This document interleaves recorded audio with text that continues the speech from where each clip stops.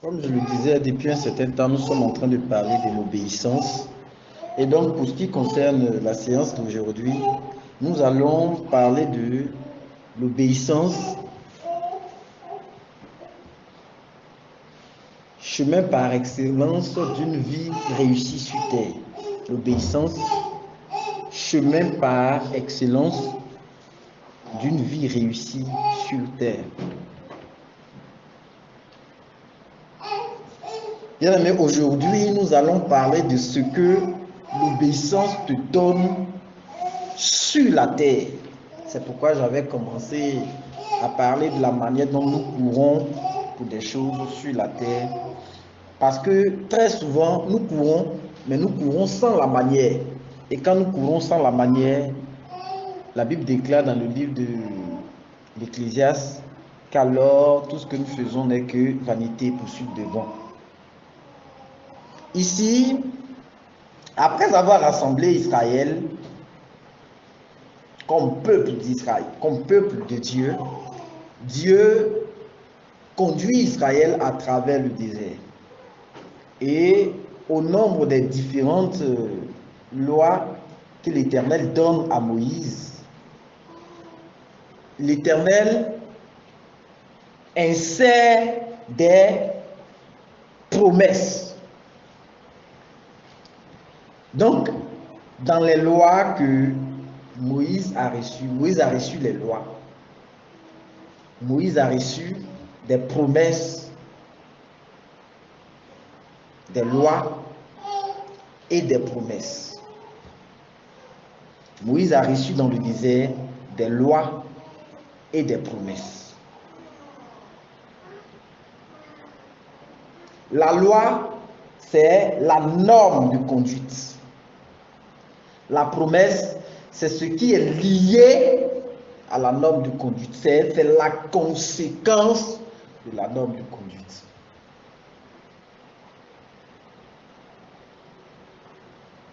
Et donc, en fonction de la société, en fonction de l'idéal que Dieu veut atteindre, Dieu n'a pas donné de loi pour détruire Israël, mais pour modeler Israël de manière à faire de ce peuple qu'il a choisi sur la terre pour en faire son peuple, le modèle typique du peuple selon Dieu, la conception pour Dieu de ce que c'est qu'un peuple de Dieu. C'est pourquoi quand tu regardes les lois que Dieu a données à Moïse, le peuple pourrait même dire que c'est des choses impossibles à faire ou difficiles à faire. Je disais à quelqu'un, Dieu n'a pas intérêt à te voir échouer.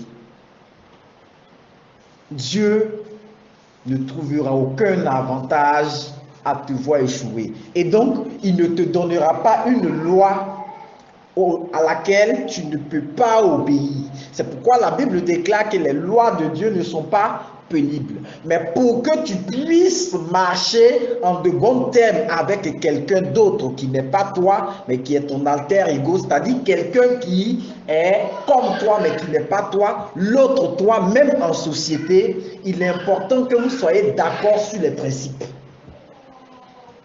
De sorte que tant que vous allez vous respecter les principes les uns les autres, on parlera de paix, on parlera d'une certaine unité. Mais cette unité-là sera que la conséquence de ce qui était loi d'abord préétablie. Cette unité-là ne sera que la conséquence de ce que vous allez vous-même vous fixer comme principe. Et donc Dieu n'est pas un anarchiste, c'est-à-dire Dieu n'est pas quelqu'un qui aime le désordre. Il aime quand dans sa maison, il y a un certain ordre, il y a une certaine classification dans les choses, il y a une certaine clarté dans les choses, quand tout est clair, quand rien n'est sombre. Et pour pouvoir marcher au milieu d'Israël de manière à se sentir le Dieu d'Israël, le Dieu du peuple d'Israël, il était important qu'Israël ait une certaine conformité par rapport aux choses de Dieu, par rapport aux lois de Dieu. C'était important. Donc déjà, l'intérêt des lois que Dieu donne à Moïse n'est pas de détruire Israël. Bien aimé, Israël n'est pas resté dans le désert parce que Dieu avait envie de détruire Israël. Mais Israël est resté dans le désert parce qu'Israël a manqué de motivation. Israël n'était pas motivé à suivre Dieu. Israël était plutôt envahi par sa situation d'esclavage et il voyait suivre ou le fait de suivre Moïse comme l'issue qui lui permettait de souffler. Mais en voyant cela comme l'issue qui lui permettait de souffler, Israël n'a pas réalisé que cette histoire ou cette réalité selon laquelle il devait suivre Moïse avait des contraintes, avait des principes. On ne se lève pas pour dire qu'on suit Dieu. Et quand on le fait comme ça, à l'instar de tous ceux qui sont restés dans le désert, on mène une vie chrétienne où on reste dans le désert. C'est-à-dire, on n'arrive pas à exceller avec Dieu, on n'arrive pas à être épanoui dans notre marche avec Dieu, et on reste dans le désert, on meurt sans toutefois avoir rencontré véritablement le Seigneur. Parce que tous ceux qui sont partis dans le désert ne sont pas tous ceux qui ont rencontré le Seigneur.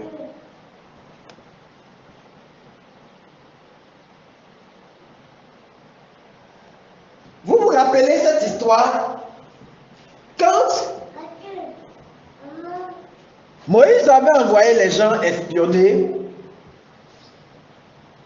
à Jéricho et que les espions étaient revenus, les gens avaient peur parce qu'ils sont venus dire à Moïse que les gens que nous avons trouvés là-bas, c'est des gens qui sont de grande taille.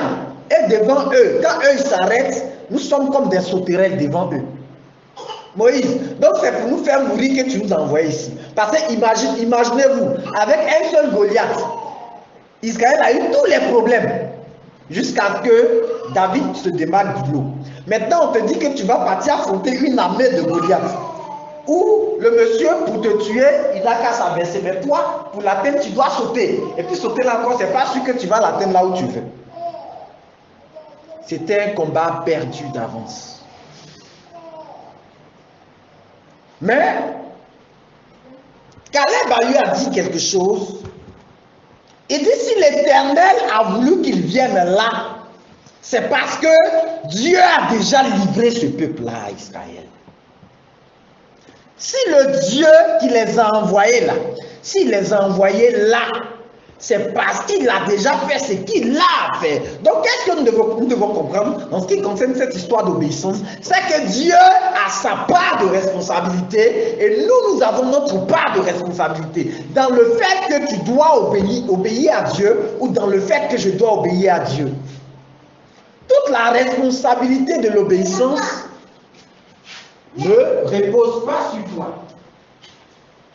Toute la responsabilité de l'obéissance ne repose pas sur toi.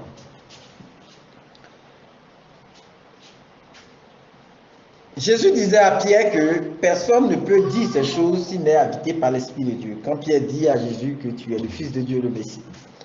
Ça veut dire que dans l'obéissance, tu as seulement à trouver la motivation. Tu as seulement besoin de trouver la force d'obéir à Dieu. Alors la capacité pour obéir à Dieu vient de Dieu.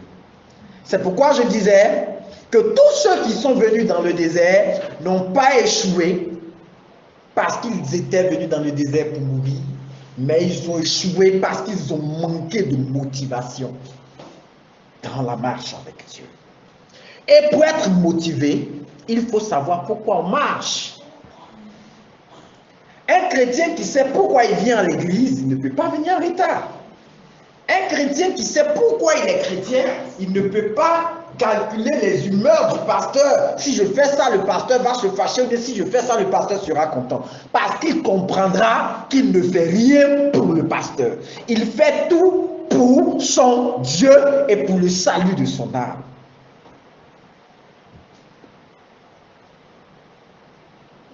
Et donc, quand on est sorti de l'Égypte pour la mauvaise raison, on ne peut plus trouver la motivation de suivre Dieu. Et quand on ne trouve pas la motivation, on ne parle plus d'obéissance. Parce que là où il y a obéissance, l'obéissance devient pénible pour nous. Là où il y a l'obéissance devient comme le poids, le malheur que Dieu dépose sur notre vie. Alors qu'il n'y a pas d'œuvre de Dieu sans discipline. Alléluia. Il n'y a pas d'œuvre de Dieu sans discipline. C'est pas possible. Bien-aimé, si Israël avait suivi Moïse et qu'il avait compris que Moïse avait un itinéraire à suivre,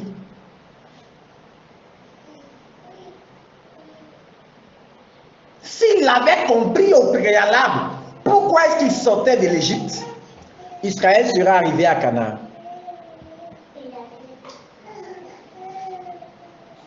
C'est pourquoi j'ai ramené cette histoire de Josué et Caleb quand ils sont partis espionner Jéricho.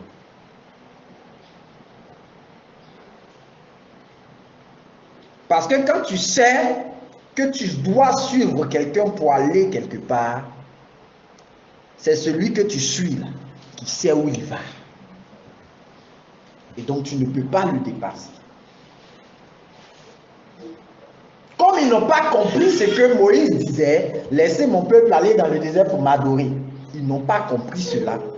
Quand ils sont arrivés dans le désert, ils ont commencé à se plaindre. On est venu mourir. La preuve, la Bible déclare qu'ils sont tous morts dans le désert. Puisque c'est ce qu'ils ont déclaré, ils sont venus mourir. Je voudrais en ce matin que quelqu'un comprenne une chose. Tu étais dans le monde, ta vie avait une certaine réalité, tu existais, tu vivais. Mais quand tu décides de sortir de ce monde-là, tu es soumis au principe de l'obéissance à la loi de l'Éternel. Parce que c'est l'Éternel que tu suis.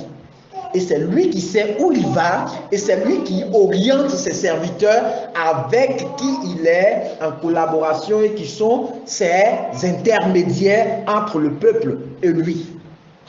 C'est lui Dieu. Et donc, si nous voulons marcher en tant que chrétiens, nous devons apprendre à obéir à la loi de Dieu. Puisque dans le désert, quand on n'est pas discipliné, on meurt vite. Bien aimé, nous on pense qu'on est ici dans le désert. On n'est pas dans le désert. Le désert c'est dans le sable, vers le nord. Où tu es en train de marcher et puis tu marches sur du sable mouvant. Tu vas t'enfoncer dans le sol. Où il y a des serpents, très très venimeux. Où il y a des animaux très très venimeux. Et donc, pour pouvoir te déplacer dans ce désert sableux-là, il faut suivre des pisteurs, c'est-à-dire des gens qui connaissent le désert. Il peut regarder les dunes, il va savoir où tu dois passer. Parce que les dunes dans le désert, les dunes de sable, là, ça se déplace avec le vent. Tu peux voir une colline de dunes ici, demain tu viens, ça s'est déplacé. Donc, il n'y a que le pisteur pour savoir que c'est ici qu'il faut passer.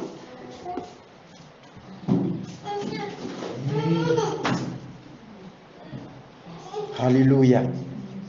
Alléluia. C'est important. La discipline dans l'Église est très, très, très importante. C'est pourquoi Paul dit que notre Dieu n'est pas un Dieu de désordre, mais d'ordre. Parce que quand tu suis Dieu, et que tu réalises que c'est Dieu qui t'emmène,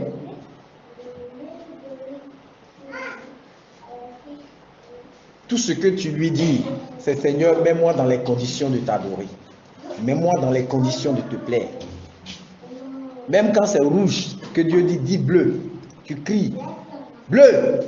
Les gens disent que tu es fou, ce n'est pas ton problème.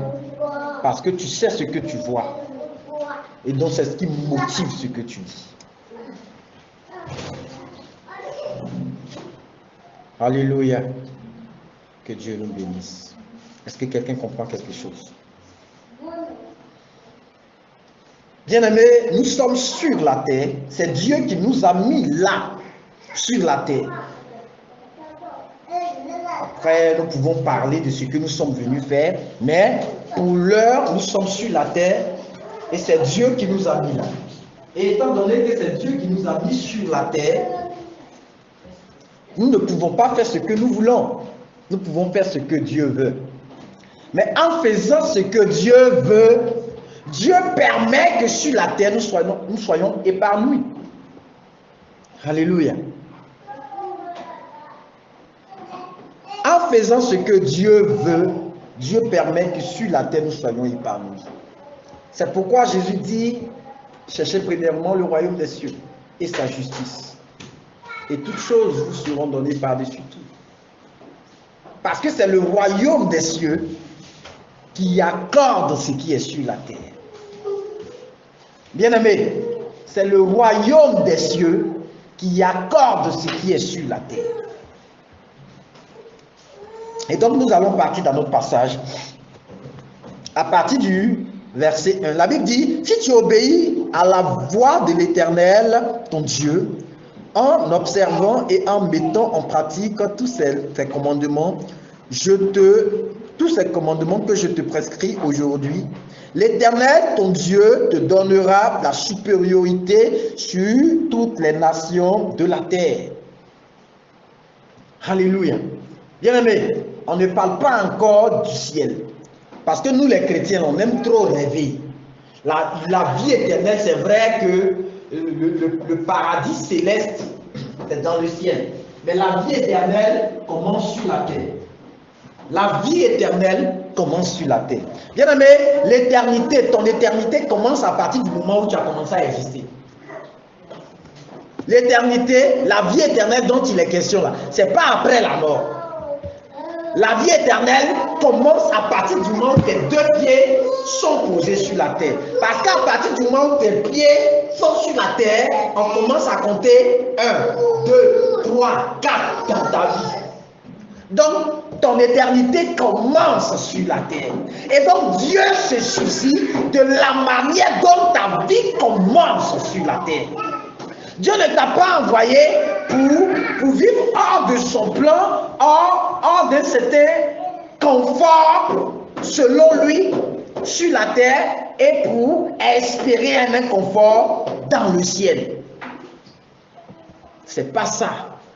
Souvent, les gens disent que non, quand tu es chrétien, il faut souffrir sur la terre parce que tu vis pour le royaume des cieux. Non, c'est pas de cela que la Bible est en train de parler. La Bible déclare que ton Dieu, quand tu vas obéir à sa parole, quand tu vas observer ses lois, quand tu vas faire ce que Dieu veut, qu'il attend de toi, l'Éternel t'accordera la supériorité sur toutes les nations de la terre. La supériorité. Mais la supériorité en quoi? Bien-aimé, ce n'est pas spécifié. La Bible ne dit pas seulement que tu seras fort. La Bible ne dit pas seulement que tu seras nombreux. La Bible ne dit pas seulement que tu auras l'argent. C'est dans tous les domaines de ta vie, tu seras supérieur. De sorte que tu n'auras rien à envier à qui que ce soit. Bien-aimé, aujourd'hui, quand le chrétien commence à devenir riche, on dit qu'il est parti faire médicaments. Mais je me demande, est-ce que Satan est plus riche que Dieu? Impossible. Mais ça dépend de la manière.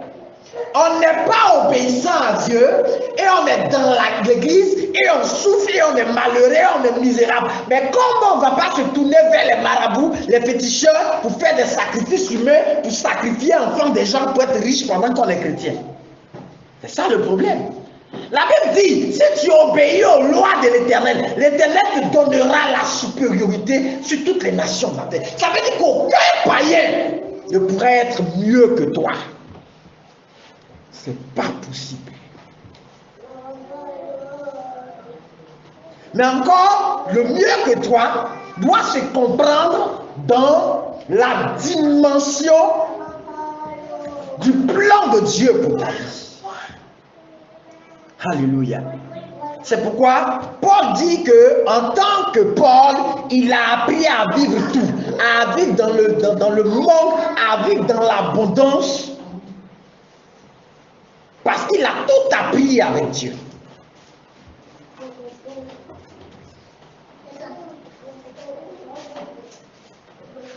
Il y a des chrétiens, dès qu'ils rentrent à l'église, ils veulent tout de suite devenir riches. Bien-aimé, tu ne cherches même pas à demander le plan de Dieu. C'est Dieu qui t'a dit qu'il va te donner la supériorité sur toutes les nations. Donc c'est Dieu qui t'a dit qu'il va te rendre riche. Mais tu ne demandes pas à Dieu comment je vais devenir riche. Seigneur, je commence à pratiquer tes lois. Je commence à marcher comme tu veux. Je prie, je jeûne. Seigneur, je fais l'évangélisation. Ma vie est correcte. Je ne suis pas buveur, soulard. Je ne fume pas. Voici ma vie. Toute ma vie t'appartient. Mais ce n'est pas tout. Qu'est-ce que tu veux que je fasse? Peut-être que Dieu veut que tu vendes ton fils 10 francs, 10 francs. Toi, tu vas dire, quand tu regardes ta cravate, ton costume, tu vas t'asseoir pour vendre ton fils au Carrefour, c'est foutaise. Tu vas commencer à déposer papier dans l'entreprise pour chercher entreprise. Après 10 ans, c'est toi qui es au quartier, tu donnes conseil aux jeunes qui ont commencé à travailler. Bien aimé, tu as échoué. Si tu n'as jamais travaillé, comment tu peux donner conseil à quelqu'un qui travaille? La vie là, c'est pas comme ça. C'est comme quand quelqu'un qui n'est pas marié est conseiller conjugal. Tu n'es pas marié, toi-même tu n'as même pas pu faire un mariage. Et c'est toi qui conseilles les gens qui sont mariés. Tu vas réussir comment? C'est possible. Les voies de Dieu ne sont pas pénibles. Bien aimé, en tant que chrétien, très souvent, on aime se chercher loin du plan de Dieu pour notre vie. L'obéissance, c'est d'abord ça. Connaître ce que Dieu attend de toi pour pouvoir te conformer à cela. Parce que quand Dieu t'appelle à devenir chrétien, il te dit clairement ce que tu viens faire. C'est pourquoi quand Pierre a demandé à Jésus, lui n'a pas fait aux yeux. Seigneur, tu dis on n'a qu'à venir là-haut. Nous-mêmes si on vient, on gagne quoi dans l'affaire là? Parce qu'on laisse nos parents, nos travail, tout, on vient. On gagne quoi dans cette affaire-là? Jésus dit non, il n'y a personne qui n'ait quitté tout pour venir à moi qui n'ait rien gagné. Mais le rien gagné là, qu'est-ce que Jésus veut que tu gagnes? C'est ça. Ce n'est pas ce que tu calcules d'avoir. Ce n'est pas ce que tu prévois. Ce n'est pas ce que tu projettes. C'est ce que lui veut que tu aies. Et si c'est ce que lui veut que tu aies, c'est dans l'obéissance que tu peux recevoir la révélation de Dieu. Afin que Dieu te lève et te donne la supériorité. Alléluia. Quelqu'un a âme, tu peux avoir Peugeot 205 et puis vivre mieux que lui, manger mieux que lui. Alléluia. Mais si pour l'Éternel ta supériorité c'est d'avoir Peugeot 206 et de manger tranquillement, que tu veux avoir âme, tu seras obligé de voler. Parce que l'argent d'âme là, tu ne vas pas avoir. Tu vas commencer à traiter Dieu de tous les noms. Alléluia. Si nous obéissons à la loi de l'Éternel, l'Éternel nous donne la supériorité sur toutes les nations. Ça veut dire que tu ne vas pas envier, mais les gens vont t'envier. Je ne sais pas si ça t'est déjà arrivé. Tu te trouves quelque part où tu es celui qui a le plus petit salaire. Les gens ont leur argent. Quand tu regardes le mois, ce qu'ils gagnent, mais quand ils viennent devant toi, c'est avec respect qu'ils te parlent. Ça n'a rien à voir avec toi. Dieu t'a donné la supériorité sur cette personne. Quand la personne doit te parler, la personne réfléchit à comment te parler. C'est parce que Dieu t'a élevé. Mais comment Dieu peut t'élever si c'est lui qui est censé t'élever, tu ne l'écoutes pas et tu n'en fais qu'à ta tête? Ce n'est pas possible. Alléluia. Ce n'est pas possible.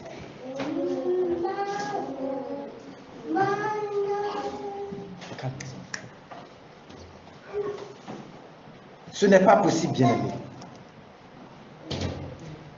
Et donc, après avoir dit que ton obéissance va amener Dieu à te donner la supériorité sur toutes les nations, l'Éternel va commencer à t'expliquer ce que ton obéissance là va produire. La loi, ton obéissance.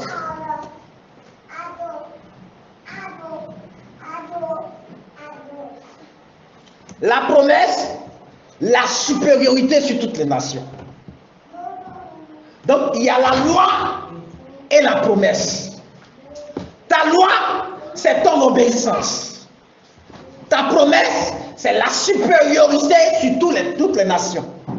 Et l'Éternel va commencer à expliquer ce que lui, il appelle supériorité sur toutes les nations. La première supériorité sur les nations, au verset 2, la Bible déclare que voici toutes les bénédictions qui se répandront sur toi et qui seront ton partage lorsque tu obéiras à la loi de l'Éternel, ton Dieu. Donc, cette supériorité sur les nations va se résumer en des bénédictions que l'Éternel va répandre sur toi. Bien-aimé, la Bible ne dit pas de bénédictions que tu vas chercher. La Bible dit, ton obéissance à Dieu va permettre à Dieu de répandre des bénédictions sur toi ou sur la terre. Ce n'est pas dans le ciel. La Bible ne parle même pas encore du ciel. Bien-aimé, arrêtons de rêver. Dieu ne t'a pas envoyé sur la terre pour être malheureux. Il dit, mais méchant que vous êtes, si vous savez donner les bonnes choses à vos enfants quand ils vous demandent, à plus forte raison, votre Père qui est dans le ciel ne vous donnerait pas l'Esprit de Dieu si vous lui demandez, ou l'Esprit Saint si vous lui demandez. Arrête de croire que ton élévation c'est dans le ciel. Il n'y a pas élévation dans le ciel. Alléluia. Il n'y a pas élévation dans le ciel. Dans le ciel, on est tous dans la gloire de Dieu. Même si tu es Abraham à côté que tu vois la gloire de Dieu, tu es déjà dans la gloire de Dieu. Le défi, c'est sur la terre. Ton défi, en tant que chrétien, c'est sur la terre. Parce que sur la terre, tu peux courir dans le vent, tu peux courir pour le vent et croire que tu es dans la présence de Dieu. Tu peux être hors du projet de Dieu et penser que tu es dans la présence de Dieu.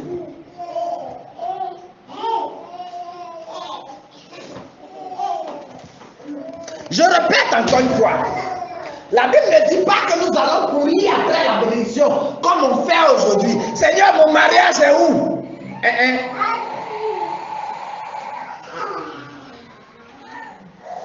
Faut prier pour mon mariage. Bien aimé, je ne prie pas pour le mariage de quelqu'un. Si Dieu t'a créé femme, c'est que tu vas te marier. Est-ce que c'est moi les diables de te créer femme? Ah, si Dieu t'a créé femme, c'est que tu vas te marier. C'est comme un garçon qui dit, ah, pasteur, prie pour que j'ai un ban. Tu as un menton, tu vas avoir ban. Aïe, est-ce qu'on prie pour ça? Quelqu'un vient avec sa tête, à moins que ce soit une maladie. Hein. Quelqu'un vient avec sa tête et dit, Seigneur, pasteur, vraiment mes cheveux là, je me suis coiffé. Prie pour que ça pousse. Mais quand tu as eu cheveux que tu t'es coiffé, c'est pour que ça pousse. Ça va pousser. Je ne fais pas ce genre de prière. Et malheureusement, dans l'église, ce sont ces choses-là qu'on fait. On court pour des futilités. Et tant que tu seras en train de courir pour un mariage, tu n'auras rien. Tu vas durer dans l'église, tu n'auras pas le mariage.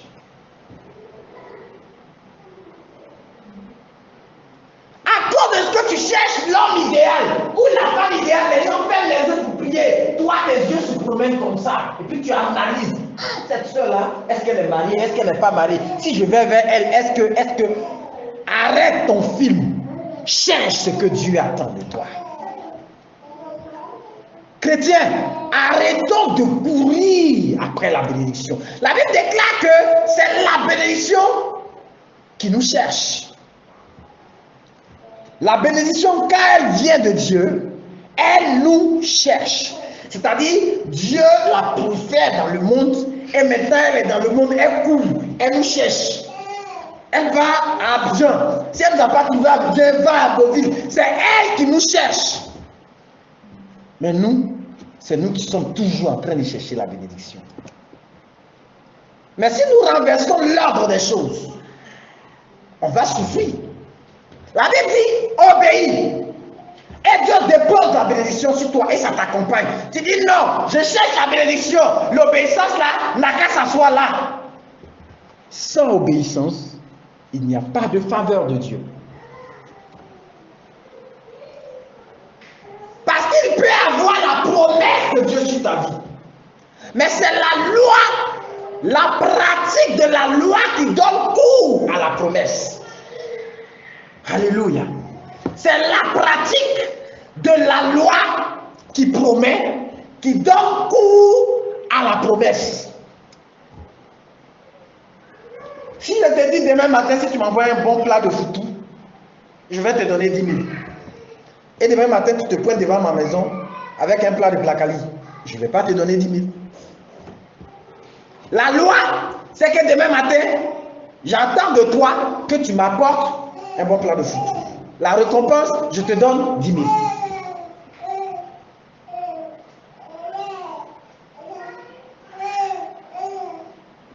Cherchons Dieu.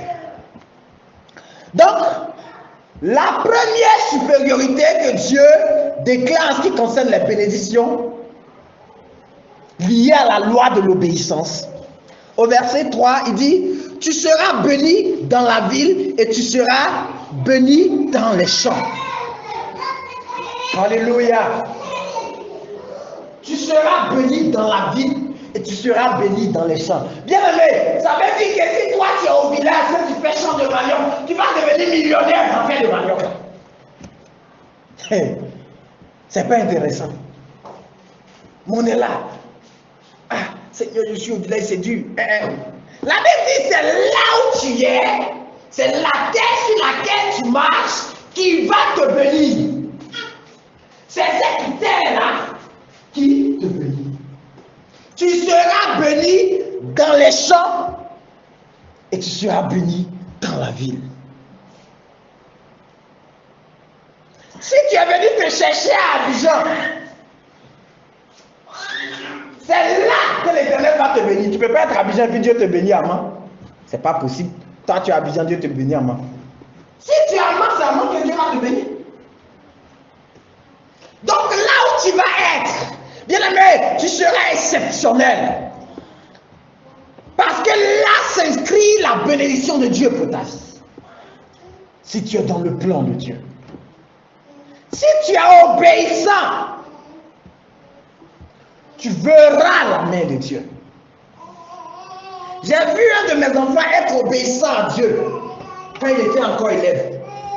Bien aimé, aujourd'hui, il fait un doctorat en sociologie, je crois. Il était obéissant à Dieu. Son problème, il avait des parents très pauvres. Des parents très pauvres. Mais il était obéissant à Dieu. L'année finie, il n'avait pas la moyenne de classe.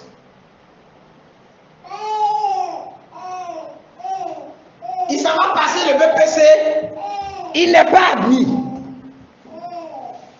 En calcule sa moyenne d'orientation, il n'a même pas la moyenne d'orientation. Il vient me voir. Ah papa, vraiment c'est compliqué. Je ne sais pas comment je vais faire. Si on m'a renvoyé, je ne vais plus aller à l'école. Je suis perdu. Je lui ai dit, on va prier. On va prier. Bien aimé, on a commencé à prier le Seigneur. Les orientations sortent, il est orienté en seconde C. Il ne croit pas. Il vient me trouver. Il dit, papa, mais je ne sais pas ce qui s'est passé. On m'a orienté en seconde C.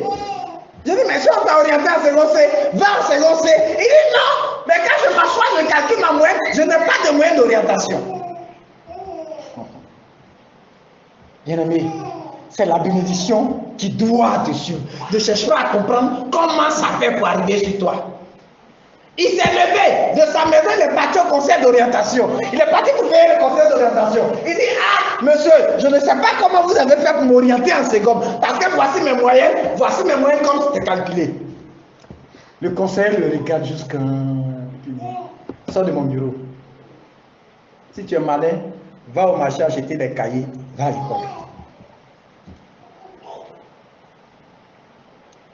C'est comme ça qu'il est arrivé en seconde. Chaque fois que je le croise dans la cour du lycée, il me dit, ah, papa, donc je suis en seconde comme ça. Tu es en seconde? Aujourd'hui, il doit sortir docteur.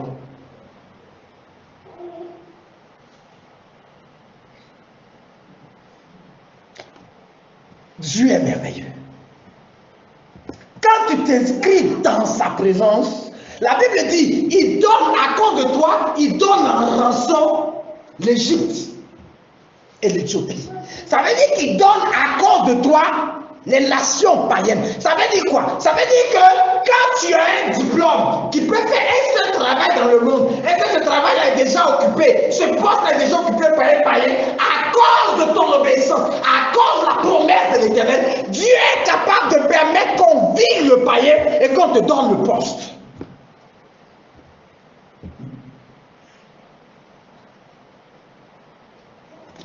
Si tu obéis à l'Éternel, tu seras béni dans le champ, tu seras béni dans la ville. Donc ta bénédiction n'est pas liée au lieu, mais à toi, parce que c'est toi que ça suit. Bien aimé, c'est toi que la bénédiction suit. La bénédiction ne suit pas ta vie. Pour dire que je suis ici, mais c'est là-bas que je dois réussir. Non, c'est là où tu es, c'est là que l'Éternel te bénit.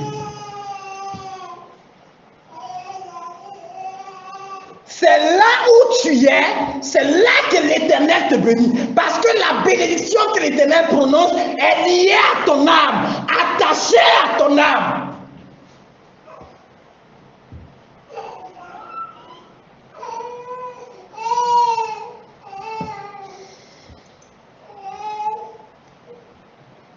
Qui a dit qu'on ne peut pas réussir au village?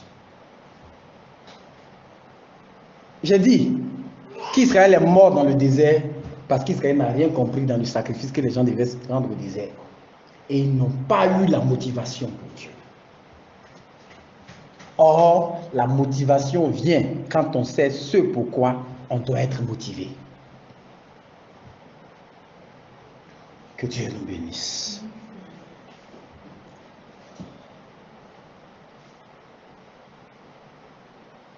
En ce qui concerne le verset 3, quelqu'un va noter également Genèse 39, 5.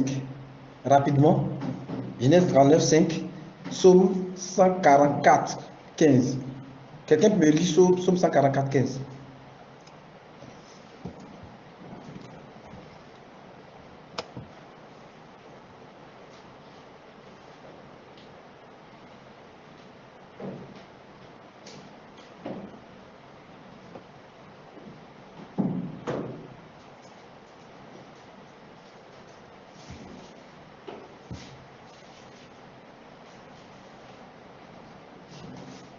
Psaume 144, verset 15. Heureux le peuple pour qui il en est ainsi. Heureux le peuple dont l'Éternel est le Dieu. Amen. C'est toi que Dieu bénit. Alléluia.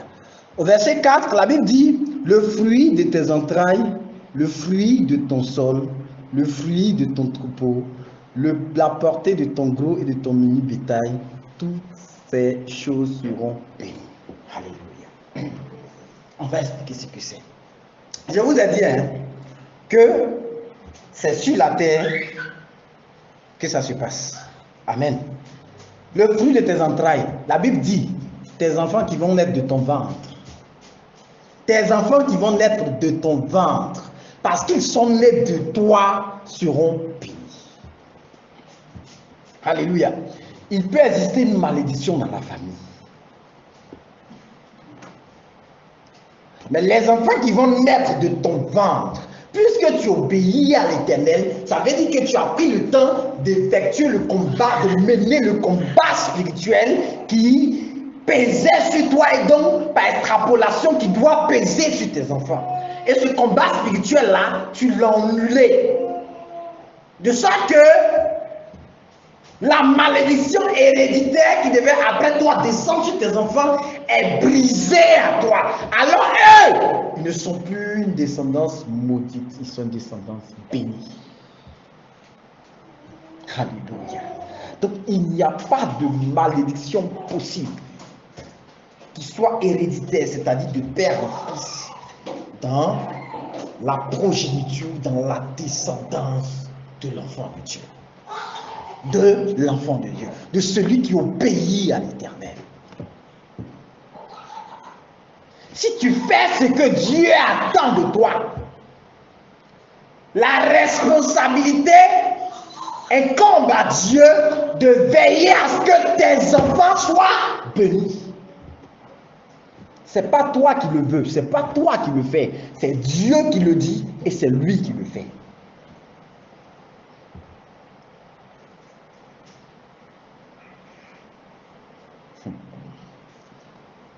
Ton sol, bien aimé, on parlait tout de suite du champ. Mais quand tu t'en vas planter dans un sol d'un sol où rien ne produit, la Bible déclare que ce que toi tu as mis en terre va produire. Même si tu t'en vas planter où les rongeurs gardent toute la production, aucun rongeur ne va détruire ta semence. Aucun oiseau du ciel viendra manger, détruire ta semence. L'Éternel garantira ta récolte. Alléluia. L'Éternel garantira ta récolte. C'est pas merveilleux ça.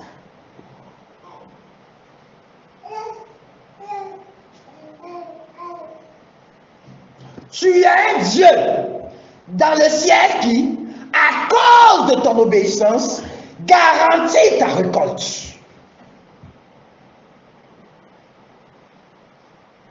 Parce que ce que tu touches est béni.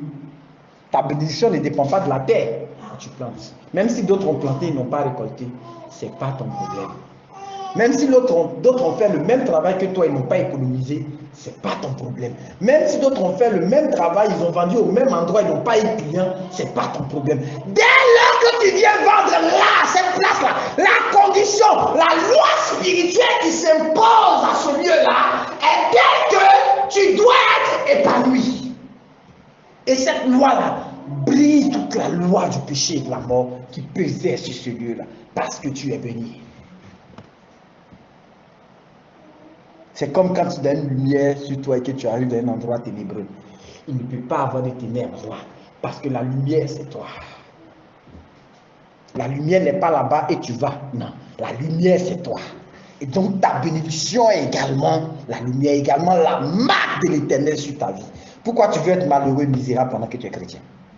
C'est pas possible. Si ça arrive, c'est que tu dois te poser des questions. Parce que c'est pas ce que ma Bible me dit.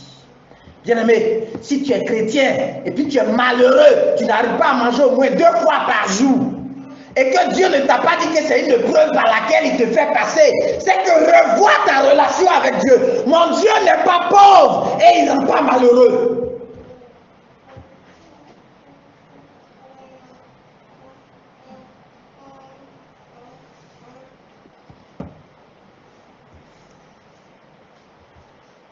La Bible dit même quand tu fais élevage pour manger là, tes animaux ne vont pas faire fausse couche.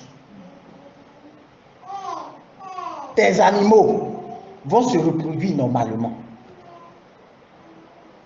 tes animaux vont se reproduire normalement. Dieu va veiller sur toute entreprise que tu fais.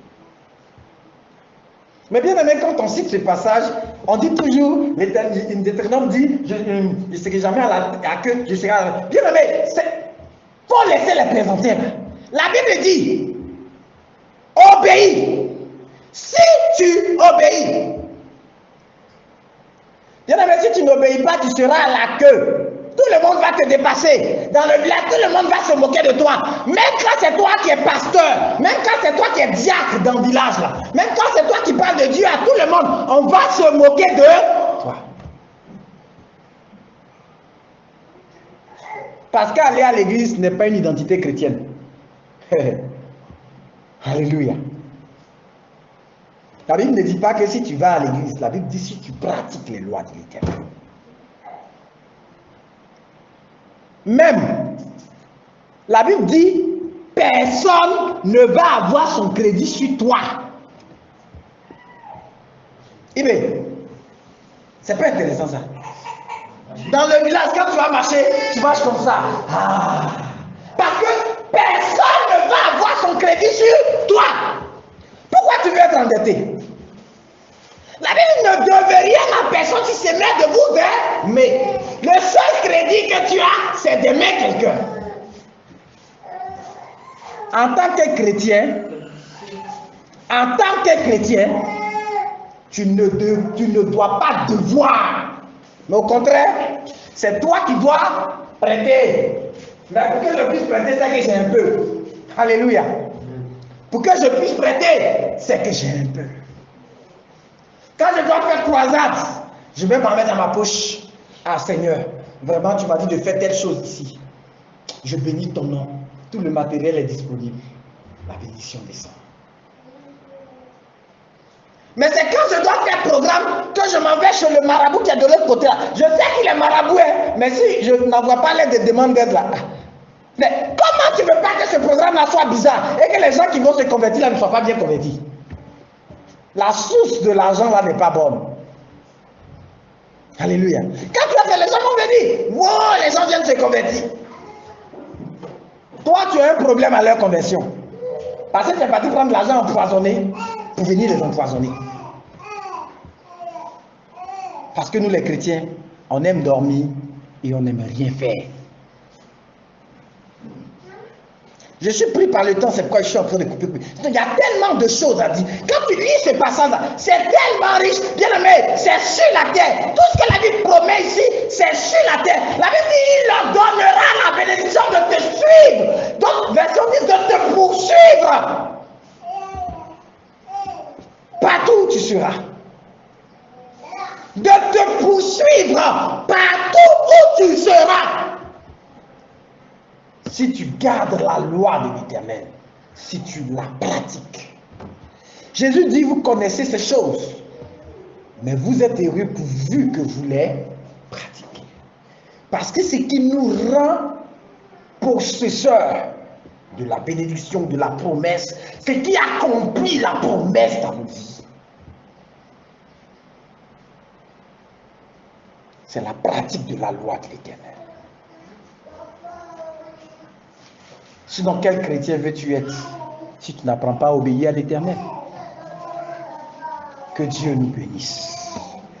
Je suis pris par le temps, donc je vais m'arrêter là. Et donc, pour conclusion, tu vas prendre Josué 1:8 qui dit que ce livre de la loi ne s'éloigne point de ta bouche. Médite-le jour et nuit afin d'agir fidèlement selon ce qui est écrit, car c'est alors que tu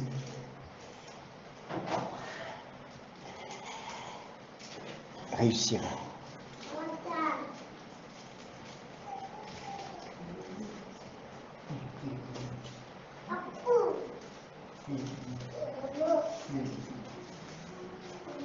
C'est alors que tu prospéreras dans tes entreprises. C'est alors que tu réussiras. Que Dieu nous bénisse. Qu'il nous aide à pouvoir être des chrétiens déchaînés. Alléluia. Je vais d'ici quelques années te voir, tu es assis dans ton bureau avec ton vilain ventre qui est en train de grossir encore plus.